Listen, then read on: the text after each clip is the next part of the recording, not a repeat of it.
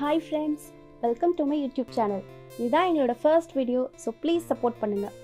இன்றைக்கி நாம் மணத்தக்காளி வத்தல் குழம்பு எப்படி பண்ணுறதுன்னு பார்க்கலாம். இதுக்கு தேவையான பொருட்களை ஃபஸ்ட்டு பார்த்துட்டு வந்துடலாமா? மணத்தக்காளி வத்தல், புளி, வெந்தயம், சீரகம், காய்ந்த மிளகாய், பூண்டு, சின்ன வெங்காயம், தக்காளி, மிளகாய்த்தூள், மஞ்சள் தூள், வெல்லம், தேங்காய், கருவேப்பிலை, கொத்தமல்லி, நல்லெண்ணெய், தேவையான அளவு உப்பு, தண்ணீர். இப்போ நம்ம ஃபர்ஸ்ட்டு குழம்புக்கு தேவையான புளிக்கரைசலை ரெடி பண்ணி வச்சுக்கலாம். அந்த புளிக்கரைசலில் 2 ஸ்பூன் மிளகாத்தூளை ஆட் பண்ணிக்கலாம்.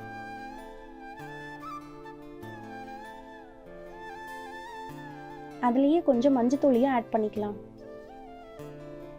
நல்லா தேவையான அளவுக்கு மஞ்சத்தூள் ஆட் பண்ணிவிட்டு அதுலேயே கொஞ்சம் உப்பு சேர்த்து நல்லா கரைச்சி விட்டுறேன்.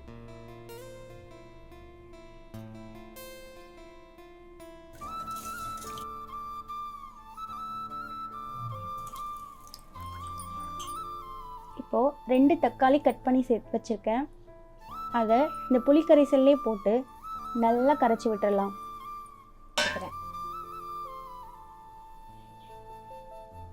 கரைஞ்சதுக்கு அப்புறமா அதோட தோலை எடுத்து ஒரு பிளேட்டில் தனியாக வச்சுட்டு இப்போ ஸ்டார்ட் பண்ணிடலாம்.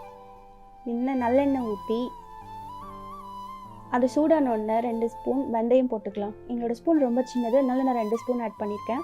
ஜீரகத்தையும் ஆட் பண்ணிக்கலாம். 2 வரமிளகாவை ஆட் பண்ணிக்கலாம். அதை லைட்டாக கிண்டி விட்டுறலாம். இப்போ எல்லாமே நல்லா பொரிஞ்சு வந்துருச்சு. இதில் கருவேப்பிலை ஆட் பண்ணிடலாம். பொரிஞ்சதுக்கப்புறமா உரிச்சு வச்ச சின்ன வெங்காயத்தை ஆட் பண்ணிடலாம். நான் கட் பண்ணாமல் சேர்த்துருக்கேன், உங்களுக்கு தேவைன்னா நீங்கள் கட் பண்ணி சேர்த்துக்கலாம். நல்லா கிண்டி விட்டுருங்க. இதுலேயே 20 பல் பூண்டு நான் உரிச்சு வச்சுருக்கேன், அதையும் போட்டுக்கிறேன். பூண்டும் வெங்காயமும் நம்ம எந்த அளவுக்கு சேர்க்குறோமோ அந்த அளவுக்கு தான் குழம்பு நல்லா டேஸ்ட் கொடுக்கும். ஸோ உங்களுக்கு தேவையான அளவு சேர்த்துக்கோங்க. ஸோ போட்டுட்டு நல்லா கிண்டி விட்டுறலாம். இது சீக்கிரமாக வதங்கிறதுக்காக கொஞ்சோண்டு உப்பு சேர்த்துக்கலாம். கிண்டி விட்டுட்டு கோல்டன் ப்ரௌன் கலர் வர வரைக்கும் நம்ம நல்லா வேக விட்டுடலாம். இது நல்லா வதங்கினதுக்கு அப்புறமா இதில் நம்ம தக்காளியை ஆட் பண்ணிடலாம்.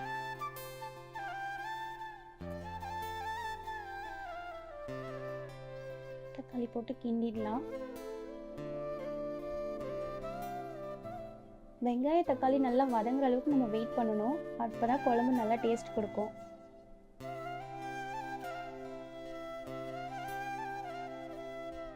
இப்போ இதில் 2 ஸ்பூன் மிளகாய் தூளை ஆட் பண்ணலாம்.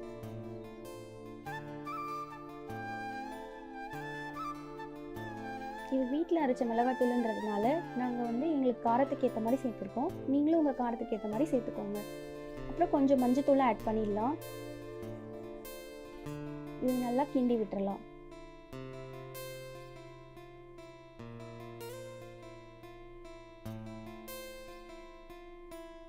இந்த மாதிரி எண்ணெய் பிரிஞ்சு வந்ததுக்கு அப்புறமா நம்ம கரைச்சி வச்சிருந்த அந்த புளி தண்ணியை எடுத்து இதில் ஆட் பண்ணிடலாம். குழம்பு நமக்கு தேவையான அளவுக்கு திக்னஸ் வர வரைக்கும் நல்லா கொதிக்க விட்டுறலாம்.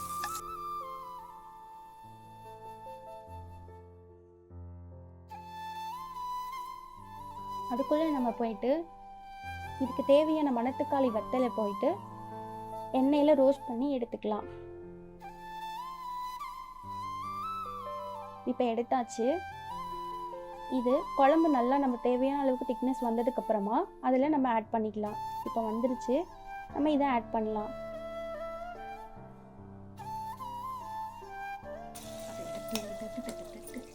இது கொஞ்சம் வெடிக்கும், பார்த்து ரோஸ்ட் பண்ணிக்கோங்க. நல்லா கிண்டி விட்டுடலாம். எவ்வளோ கெட்டியாக இருக்குன்னு பார்த்தாலே உங்களுக்கு தெரியும்.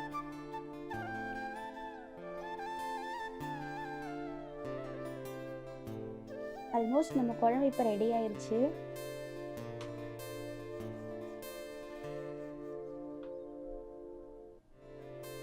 இதில் கொஞ்சோண்டு தேங்காய் பால் நான் ஆட் பண்ணுறேன். உங்களுக்கு தேவைன்னா நீங்கள் ஆட் பண்ணலாம், இது ஆப்ஷனல் தான்.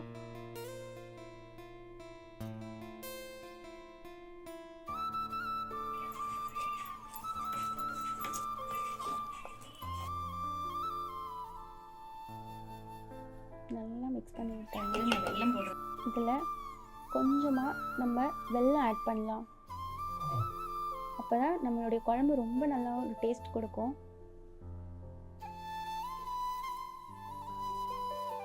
குழம்பு நல்லா இந்த அளவுக்கு திக்னஸ் வந்ததுக்கப்புறமா இதில் கொத்தமல்லி தூவி இறக்கிட வேண்டியது தான். இதுக்கப்புறம் நம்ம போய் டேஸ்ட் பண்ணி பார்க்கலாம் வாங்க. நீங்களும் இந்த ரெசிபியை ட்ரை பண்ணி எப்படி வந்துச்சுன்னு கமெண்ட் செக்ஷனில் வந்து மறக்காமல் சொல்லிவிடுங்க. இவ்வளோ நேரம் எங்கள் வீடியோ பார்த்ததுக்கு ரொம்ப தேங்க்யூ. இந்த வீடியோ உங்களுக்கு பிடிச்சிருந்துச்சுன்னா லைக் பண்ணுங்கள், ஷேர் பண்ணுங்கள், கமெண்ட் பண்ணுங்கள், சப்ஸ்கிரைப் பண்ணுங்கள்.